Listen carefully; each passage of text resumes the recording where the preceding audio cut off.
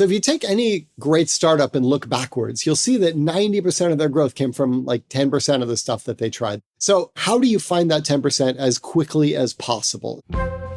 That's Matt Lerner, and he's advised hundreds of startups on how to grow. And now, the CEO of SYSTM has written a book called Growth Levers, where he shares his approach. This episode of Crafted is full of actionable advice on how you can grow your products and companies. Matt will tell us about the mindset shift founders need to make from thinking about their products to thinking about their customers' needs. So we teach this all the time, and Dan, it's hard. This is the hardest thing we do. We'll talk about jobs to be done style interviewing and why it's such a powerful approach, but also why at first Matt was put off by some of the overly academic language that often goes with jobs. But the thing I couldn't argue with was when somebody did a good jobs interview and I would read that transcript, I would know everything I need to know to sell the product. So I couldn't argue with the outcome. And we'll talk about how you can get new customers to that aha moment as quickly as possible so they stick with your product. Plus, there's lots of real talk about founders and the mistakes they make. I don't think most companies know where their rate limiting step is. If we focus on any other part of the business that isn't the bottleneck, we're wasting our time. But if we can find that bottleneck and focus on it, we make the entire business grow faster. Welcome to Crafted, a show about great products and the people who make them. I'm Dan Blumberg, and this episode is a rebroadcast. It originally came out in April 2024, but the advice from Matt here is as timely as ever. I'm working on some big updates to the show, including a name change that's coming early next year, and I want to hear from you about what you like, what you don't, and what you hope to hear more of. Would you please take 5 minutes and take a short survey? Go to crafted.fm/survey. As an incentive, I'll be giving $100 to a charity chosen by one lucky respondent. Again, that's crafted.fm/survey. You have no idea how important surveys are to podcasters, so thanks so much. Okay, here's Matt. So if you take any great startup and look backwards, you'll see that 90% of their growth came from like 10% of the stuff that they tried. That was certainly true when I was at PayPal, but I've seen it with many other startups. And I think most people sort of intuitively get that there's one big thing they need to find. And the word growth levers, seems to conjure that image in people's minds. But the whole point of the book is if you start with that assumption that 90% of your growth is going to come from 10% of the stuff you try, then how do you find that 10% as quickly as possible? And the book's kind of a step-by-step guide for how to do that. And what was it that prompted you to write the book? After about 15 or 20 years of building and running growth teams and marketing teams in the Valley, I became a VC. And I started to see a pattern. I started to see so many brilliant, talented entrepreneurs taking so much money from hopeful investors and squandering it, making the same basic repeatable mistakes over and over again. And so the first step to that was just to stop being a VC and start my business SYSTM, to just work with startups and help them skip the obvious mistakes and, accelerate the path to finding growth levers. But after I'd done it 200 times, I had it pretty tight. Kind of knew what the steps were. And I've always loved writing. And there's so many companies out there who can't afford the program. We can't accept them because we can only work with a certain number of companies. And everyone wants my advice. So I just thought, if I can put it in this book, then I can really magnify the impact of these things that I've learned that I think are pretty powerful. I'd love to hear more about some of those mistakes that you kept seeing over and over again. And maybe you could put it in the context of, in the book, you talk about 3 types of people: the underthinkers, the overthinkers, and the delegators. And I'm interested to hear more of how you identified those 3 groups. Yeah. So one of my editors is a philosopher. And I don't mean he's like a philosophical guy. I mean, he's an actual philosophy professor at a university, or he was. So we got pretty far through the book. And he said, Matt, basically what you're saying in this book is companies should interview their customers and try to understand, why a customer would buy their products, measure your company's ability to attract and acquire and delight customers, and find the areas of highest impact and focus there, and then run lots of experiments and see what works. And he goes, Matt, don't take this the wrong way, but isn't this kind of obvious? Isn't this what all companies do? And I said, Bill, you'd be surprised. This is not what all companies do. So he said, well, what do they do? And that was a great question. And the first thing that came to mind were these overthinkers. You see these teams, and it usually starts, to be honest, with the personality of the founder. And, in a startup, you don't know the right answers. So you ask a lot of people and you talk to experts and you have debates and, you pull data and you come up with strategies and you come up with theories. And those are all good things to do in a company. But if that's all you do, it comes at the expense of execution. And in startups, in any business, no plan ever survives first contact with the customers. And so if you're not actually trying something and putting things out there, you're not going to fail, you're not going to learn, you're not going to succeed. And then the next pattern of failure I saw is kind of the opposite of that. I call them underthinkers. So there's this thing which is very good in startups, which is like a bias for action. And these are people who, quickly build and launch things based on conversations with customers, a sense of the market, and they're very quick to roll things out. The problem is that the set of potential solutions is so vast that you can't get this by brute force. You can't just, if you do, you're lucky. And so they end up, and each time you ship something else, the product gets more complicated. It's harder to maintain. Yep. It's harder to use. It's harder to explain to potential customers. The documentation, everything gets harder and slows you down at a time where more than anything, you need speed. And so those are kind of the overthinkers. And the last one is you get someone who's very senior and they come in and they're very humble and they know that they're not an expert in anything, but they can hire great people. So they go out and they hire a great head of marketing and a great head of sales and a great head of, compliance and a great head of engineering and a great head of product, and tell all these people to go do your best. And so what you end up getting is these people each come in with like their best practices and whatever worked in their last job. And they all come to you with proposals that, first of all, they're each pulling in slightly different directions because these are functional silos. These are not a company. And second, you can't fund even a fraction of these things. And most startups aren't world-class at everything. They're like world-class at one and a half things, and everything else, they just sort of do it well enough until they actually can get some traction. So this hire and delegate is like the third pattern of failure. And then I was sort of thinking, like, what do these patterns of failure all have in common? A startup is in a very low information environment. So first and foremost, you've just got to figure everything out. Who exactly is our customer? Where are we going to find them? What is the first email we're ever going to send to them going to say? What does the product need to show them the moment they log into it? What kind of people should we hire as engineers? Like, there's a million things you've got to figure out. And so if the main thing your organization needs to do, like an early stage startup, is learn, go hire a bunch of people and ask them questions is not a quick way to learn. So that's sort of the opposite of that. This way of learning quickly is what I've tried to explain in my book. Yeah, I mean, the line about the overthinkers, it makes me think of the Mike Tyson quote, right? Everyone has a plan until they get punched in the face. Exactly. So you got to try stuff. You got to put it out there because you really never know. And that's why the pace of learning is so important. But I want to ask this super naive question. I have my own take on the answer for why here, but why is the pace of learning so important? Because I imagine you meet some people who you're advising and it's not actually obvious to them why the pace of learning is such a key metric. So I'd love if you could expand on that.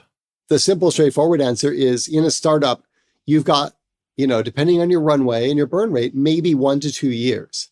And you're going to have to do something that can scale. Like the best startups will scale from 0 to IPO, like 9 figures annual recurring revenue, public company in 7 years. So if you're going to do that, you got to learn quickly. So Here's a thought experiment I do with people. Who knows, Airbnb took something like 5 years to find product market fit. Slack started as a games company. I don't know how many wrong turns your startup needs to make before it's, going to find its magic bullet and be successful. But let's pretend we knew your startup needed to make exactly 1,000 mistakes. And the thing you try, thing number 1,001, was going to catapult you to success, right? Yeah. It's kind of a silly idea. But if you knew that was true, how would you run your company? You would test as many things as quickly as you possibly could, right? That would be your only objective. So obviously we don't know that it's 1,000. We can't put a discrete integer on it, but what does that change? But it's probably more than one. It's definitely more than one, or you aren't even listening to this podcast. Yeah. So what does that change? If you don't know the number, you still want to get through as many of these learning cycles as possible to boost your chance of finding some big levers before you run out of money. Totally. And I've already used the boxing analogy, but here's the baseball analogy. It's like it's multiple times at bat. Yeah. Rapid iteration leads to multiple times at bat. And I know Eric Ries has written a lot about that, and a lot of people use that analogy. I wonder if you could share some examples of who you think are some of the shining beacons on the hill of running lots and lots of experiments. So in terms of companies who do this a lot, I can kind of tell by looking at their websites. So a lot of times we like to look at pairs of websites. So I'm just going to name and shame here.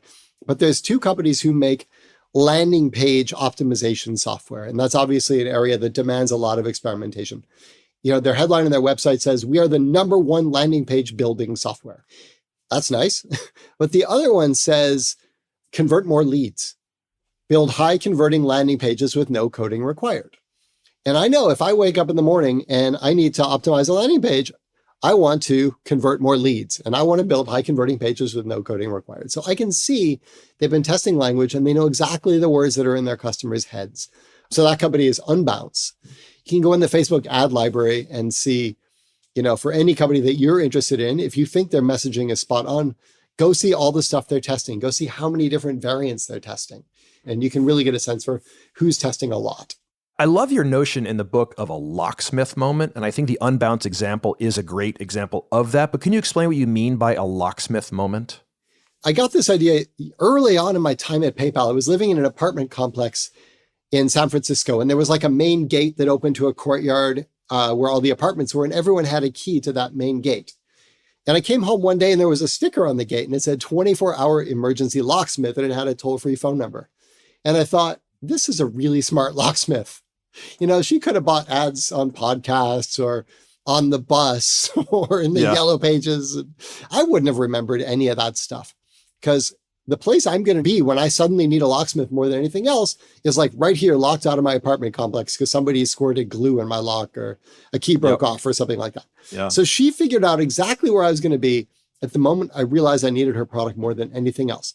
And then I would get in my car and I'd go to work, and I realized we at PayPal, it was early on, and we were doing partnerships with all the hosting companies and all the e-commerce platforms to make sure that PayPal was pre-integrated in all those products as a payment method, so that, because nobody wakes up in the morning and thinks, payments time, I want to start a business, let's get payments, right? They think, is the domain available? Okay, can we get a website? Can we get a shopping cart? Can we get products? So we knew already we were kind of step 9 in people's journey. So we went and partnered with like steps 6, 7, and 8. And that was like our locksmith moment. And the more I thought about that, see it all around me. At the supermarket, soy milk is in the refrigerator aisle, even though it doesn't need to be refrigerated. Because when I'm looking for something, a dairy alternative to put in my coffee in the morning, I'm looking in the refrigerator section. So there's examples of this all around. And when we work with companies, we have them study their customer journey to figure out what are their possible locksmith moments where they can turn up at exactly the right time. Yeah. There are many versions of jobs to be done style interviews. And you write that, at first you found jobs to be done like overly ceremonial. And Nopadon, who is your colleague and I used to work with back when I was at City Ventures, he helped me to understand jobs to be done and really what you're looking to learn. I'm curious if you could share more about your initial take on jobs, what it was, and how you then came around and why you now recommend it, and then the way that you recommend it to other people. Yeah, I think I have to thank Nopadon for this one too. I always liked the idea. I found it seductive when I first read it in Clay Christensen's book, and we all read the milkshake stories and things like that. Yeah. But trying to do it myself, Bob Mesta has been very generous with Nopadon and he spent hours with us working through stuff. But I always struggled to do good interviews and get my head around it. But the thing I couldn't argue with was when somebody did a good jobs interview and I would read that transcript, I would know everything I need to know to sell the product. I would get so many great ideas out of that. So I couldn't argue with the outcome. And then, you'll see in the book, I explain it all, but I sort of push aside a lot of those terms and a lot of that jargon, other than kind of introducing it and giving some homage to Bob and Clay. And I try to hide all that and just make it very practical, kind of nuts and bolts, how to do the interview. Yeah. Because I do think that mindset, that mental shift is incredibly powerful. Yeah, well, let's get into it. So what is a good jobs interview? What are you listening for when you do that style of interview? So basically, it's this mindset shift. And Bob talks about this of supply side and demand side thinking. So our heads are full of, if you're founded a startup, you've got an idea. You tell your friends, they say it's great. You go out, you talk about your idea, you pitch investors, they say you're a genius, they give you money, and then you got to go sell your product. And it's natural to keep talking about your product. But of course, and this sounds so cliche, but customers don't care about your product. They care about, selfishly about what it's going to enable them to do. And it's very hard for people to step outside of thinking about the product and imagine themselves in the customer's view. What's this going to enable them to do? So in the book, I use the example of like a meditation app. And so if you, invented a great meditation app and you wanted to get customers, you'd thought my customers want, NSDR meditations, non-sleep deep rest. And, they want a good narrator voice, and they want timers and chants and a sleep timer. And they want Sam Harris, the best meditator ever, to narrate it, whatever. They got all these things they think their customers want. Yeah.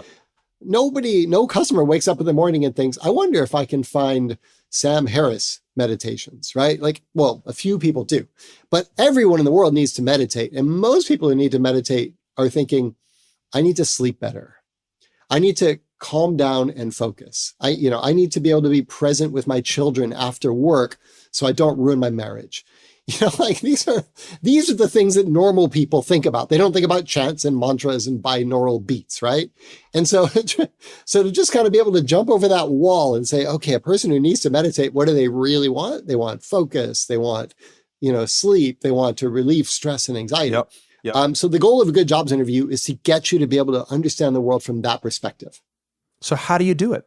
So we teach this all the time. And Dan, it's hard. This is the hardest thing we do. And if I could figure out a way to get ChatGPT to do this for my clients, I would.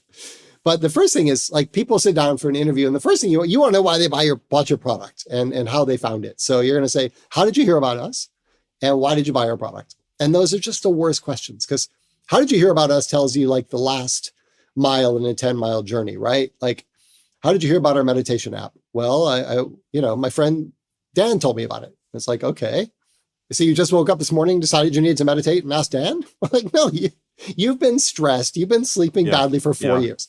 So what we'll do is you have to start with the product. So just explain to me in your own words, what did you buy? But then you want to go to the outcome. Okay, and what's that going to enable you to do? Well, I've had trouble sleeping, and I'm hoping it's going to help me sleep better so that I can perform better at work and be more patient with my kids. Okay. Now we're focused on the outcome. And now I want to go back and retrace the whole customer journey. So do you remember when you first started thinking about, sleep issues? I was oh yeah, I was having these problems and this and that. And a friend of mine said that, he started seeing a sleep therapist and all that went away. And so I was oh, maybe it's a sleep thing.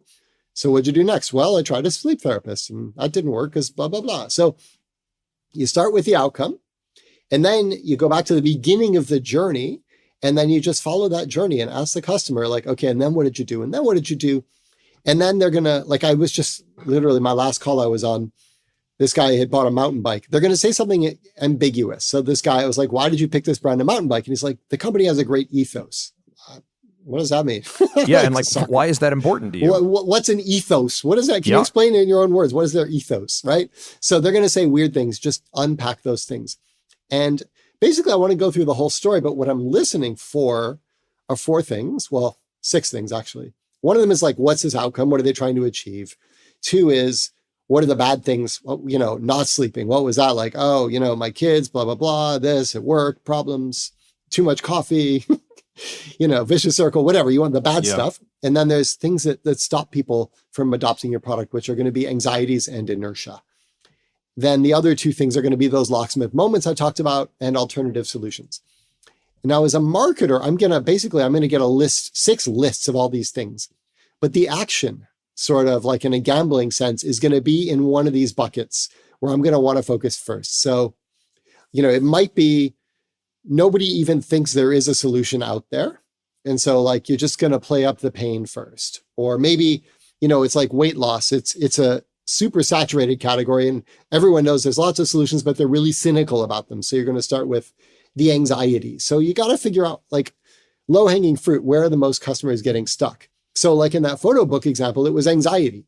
Everyone knows what a photo book is. You don't need to convince them it would be nice to have a photo book, but they're scared to death. They're going to have to install some horrible software and spend a day and a half making this bloody photo book. So it was all about understanding and overcoming that anxiety. So that's sort of how I would do an interview and then how I would apply it to a startup. Yeah, my favorite, and you just alluded to it, one of my favorite things that I found so revelatory when I learned the approach of jobs is the quote unquote forces of progress, the things that are pushing you to a new solution, the things that are pulling you away, like the anxieties that you just mentioned, and just understanding what is that struggling moment, as jobs folks call it, and because it really focuses in on what will it take for someone to switch from what they're doing today to what you think they might want to do tomorrow. Yeah, super valuable. Okay, so can you give advice on what do you do after the interview? So the thing about this is there's a lot of value in there. And part of it is finding these nuggets, but part of it is shifting your team's mindset. And the way they're going to do that is by starting to read these transcripts and hear the customer's words or listen to those recordings. So what we'll do is we'll ask the team to distribute their jobs interviews recordings to the team. And then each person should listen to at least 3 interviews or read at least 3 transcripts and go through them and pull out quotes that fit into these buckets, the 4 forces of progress, struggling moments, and alternative solutions, and just like create a document with all those quotes excerpted.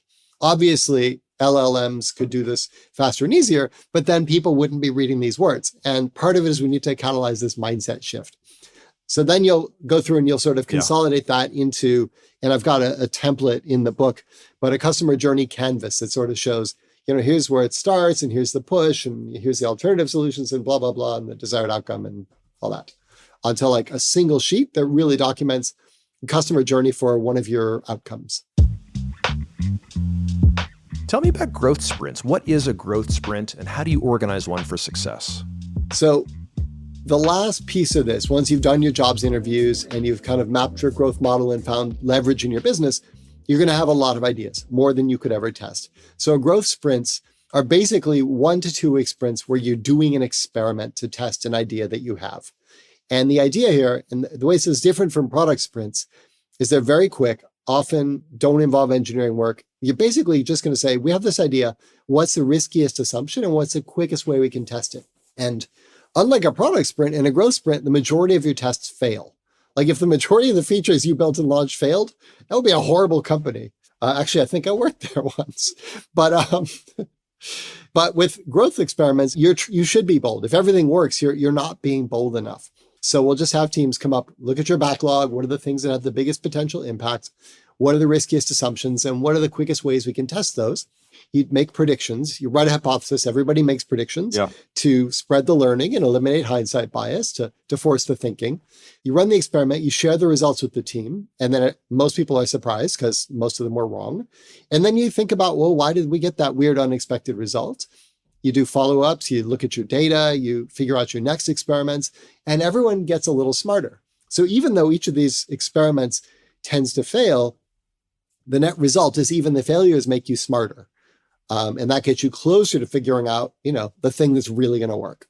What do you need to be ready for a growth sprint? It sounds awesome, like, let's go do a growth sprint. But what is the pre-work that has to go into it? And what's the right team and the right setup so that it's actually successful? So I'll give you the short version and the long version. The short version is if you've got an idea and you feel good about it, just do it. So the minimum viable growth sprint is write a hypothesis and then go test it. And if it's a big, hard thing, find an easy way to test it. So, if you don't have a lot of traffic to your website, you've got 2 headlines, you like them both, but you don't have enough traffic, it would take 6 months to find out which one's the best headline. Okay, put those 2 headlines into ads and show those ads to lookalikes of visitors to your website, pay a little money, and you can get that answer in a week. Or we had a team that had an idea. It was like a B2B learning app. So it was like teaching skilled tradespeople how to do, whatever electrical line repair things or something. And they were thinking about building notifications, reminders in their app to remind people to do their lessons. But it was a very early stage startup and they only had one coder. It was a technical co-founder and he had a bunch of other stuff. So should we do this or not? So they just took all their recent signups. They downloaded the list of the people and their phone numbers. They divided them into a test and a control group. And the co-founders just spent the weekend sending WhatsApp messages to the test group saying, hey, don't forget to log into the app and do your exercises and paste in a little link to the app. People who got the WhatsApp messages were 4.5 times more likely to do their lessons that weekend than people who didn't get it. And they were much more likely to still be using the app after 2 weeks. So very suddenly, do we build notifications or not became a very easy decision. Yeah. So the minimum is, I'd say, just like write a hypothesis and go try it and then discuss the learnings. But to really get the full value to increase your chance of success, I'd say do some jobs to be done interviews. Because a lot of your best experiment ideas are going to come from unexpected things you hear from your customers. And then understand your business well enough to kind of know where the bottleneck is. If lots of people are installing your app and none of them are using it after 1 week, you don't need to be buying more traffic. You don't need to be building a referral program, right? So kind of have a sense of where to focus in your business for maximum impact. Yeah, so let's talk about retention, which, and I can't believe I'm still saying this, but it is still so easily overlooked. It's like, it's so important that people use your app, not just once, but a second time. And I remember when I was a young product manager at the New York Times, and I was on the mobile app, and I saw for the first time a survival chart of, the number of people use the app on day one, and then it just falls off a cliff onto day two, and it falls a little further onto day three, and then it kind of plateaus and it kind of steadies. And so we ran lots of experiments on like, how do we get people to use the app twice? Because if it hits a plateau at a higher level, we'll just have more people over time and they'll subscribe and all these like good things will happen. Yeah. And that's not uncommon with mobile apps. A lot of people, especially back in the early days of mobile apps, you just downloaded something, you try it and whatever. And I'd love to hear your thoughts on retention. And in particular, if you've come across, founders and others who are thinking too much about buying more traffic and not enough about what happens when they actually get here onto our property and what do they do? How do we get them to come back again and again? I think what's that question they ask? Like, what's something you believe that, most other people wouldn't agree with or something? Yep. I think with most startups, certainly on mobile apps, most retention problems are actually activation problems. So the first time someone installs your app and opens it up and tries it, they're not active. They're curious. They're checking it out. Is this any good? And if they don't open it a second time, it's not because they forgot and you need to send them a push notification or a reminder email. Yeah. It's because they didn't think it was very good. They got stuck. They didn't ever appreciate the value of it. So what you find in retention curves is, you'll find some number like 11 uses in the first 14 days or something. Yep. It's like people who pass that usage threshold tend to have very good retention. And that's not because there's something magical about the number 11. It's that people who have used your app a couple times and like it and get the value will use it 11 times in the first 2 weeks. Yep. And so the goal is understand, like, what does that out-of-box experience have to be like? What are they trying to achieve? Jobs to be done. What anxieties do they have? What questions do they have? And, address those immediately when they use the app, give them the aha moment, and then they'll remember to come back and do it again. Yeah. So if someone like uses your app twice and never comes back, that's not a retention issue. Just like if you go on a first date and the person never calls you again, that's not a divorce, right? That's an activation issue. Hey, I know Facebook, I forget the numbers exactly, but they had like a famous growth insight early on that if you connect with, I think it was 10 friends in your first 7 days, your retention would go up like 10x. And when I was at the New York Times, I was looking for something similar that if people could only do X in the first couple days with the app, that their retention would double. And so I looked at all this data. Do they go to the sports section? Do they watch a video? Do they log in on a Saturday, et cetera?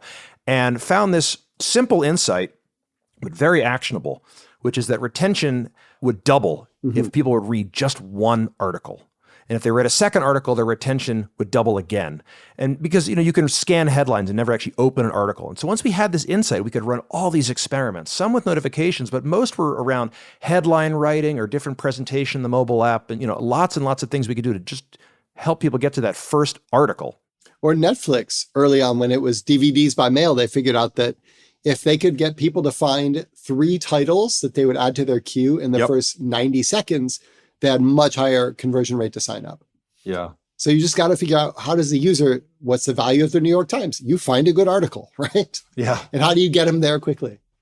I want to go back now to what got you into tech in the first place. I haven't asked this question of a guest in a while, but I have this kind of weird framing and I'd love to try it and see how it goes. And I think you're game. So I'm going to give you the title of a blog post that you have written or that you will soon write.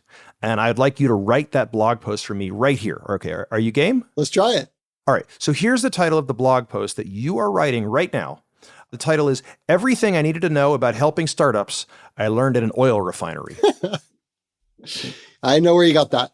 So I had a summer job in an oil refinery. It's hot, sweaty, dirty work, by the way. So the first thing I learned is I want to finish and graduate college so I don't have to spend the rest of my life working in an oil refinery. The second thing I learned there that was super useful was it didn't matter how smart you were. Like I was in a chemistry lab and there were people with PhDs and they were geniuses, but you know what? If they didn't do the work, no one liked them and their lives were miserable and they were going to get fired. So the second thing I learned, which is very different than what they tell you in school, is it doesn't matter how smart you are. It matters, if you do the work, if you get along well with your coworkers. But the thing that I come back to so much in my work with startups, and we kind of alluded to this earlier, is the idea of a rate limiting step. So a refinery It's a very simple business model. This was actually a used oil recycling facility. So a company, has some lubricating oil or cooking oil or something and it's dirty, they don't need it. You can't just dump that in the river because that's illegal and horrible. So they would pay us money per gallon to take the waste oil. We would separate out the dirt and the water and clean it up, and we would sell it as fuel oil to the steel industry typically. So we got paid to take oil and we got paid to sell the product. So it was great. We got paid at both ends. The only way to screw up this business was if we stopped refining oil, because while all of our revenue was delineated by gallons, all of our costs were delineated by hours. So salaries of employees, leases on trucks, machinery, and equipment. So our profit was just a function of gallons per hour. And my job at any given time, somewhere in that refinery, there was a bottleneck. And my job was to walk around with a clipboard and read dials and flow rates and temperatures and find the bottleneck, and then tell the shift supervisor. And then his or her job would be to go find the person who's in charge of that bottleneck and tell them to open it up to keep things moving quickly.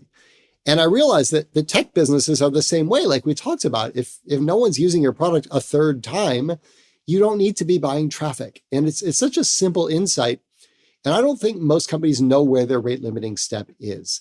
And I think if you just start to map things out and say, hey, if we focus on any other part of the business that isn't the bottleneck, we're wasting our time.